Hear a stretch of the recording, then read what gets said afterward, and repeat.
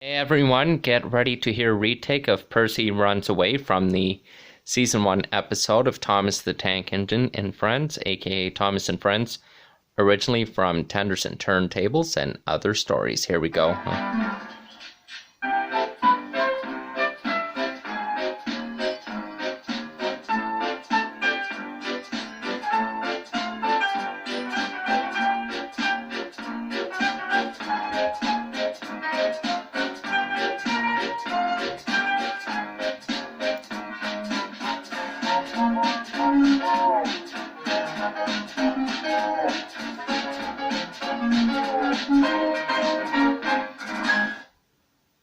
Henry, James, and Gordon were miserable.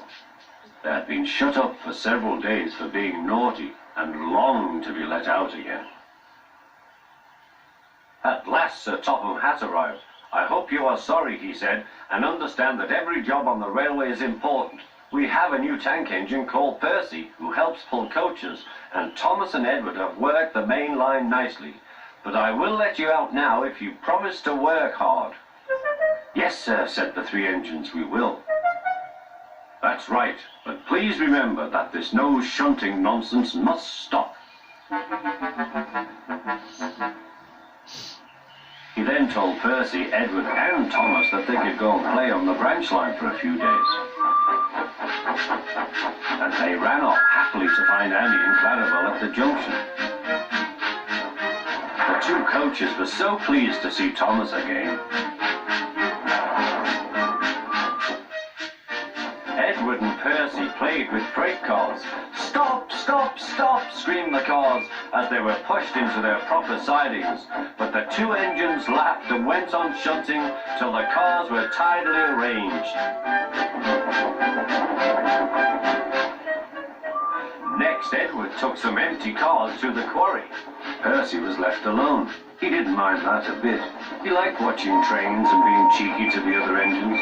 "Hurry, hurry, hurry," he would call, and they got very cross.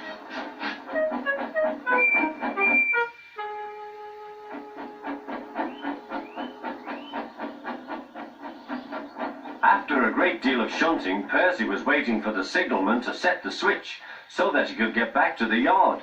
He was eager to work, but was being rather careless and not paying attention.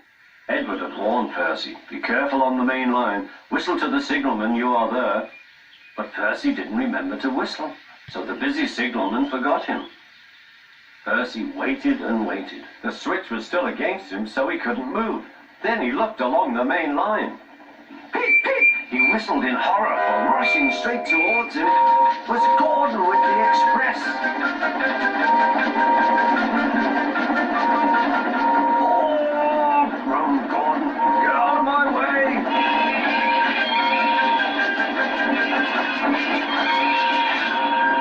Percy opened his eyes. Gordon had stopped with Percy's buffers a few inches from his own. But Percy had begun to move. "I won't stay here. I'll run away," he puffed.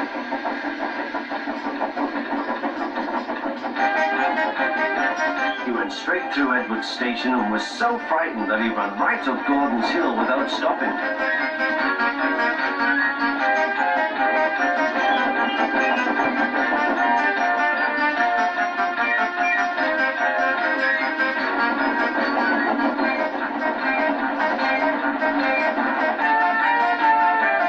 After that, he was tired, but he couldn't stop.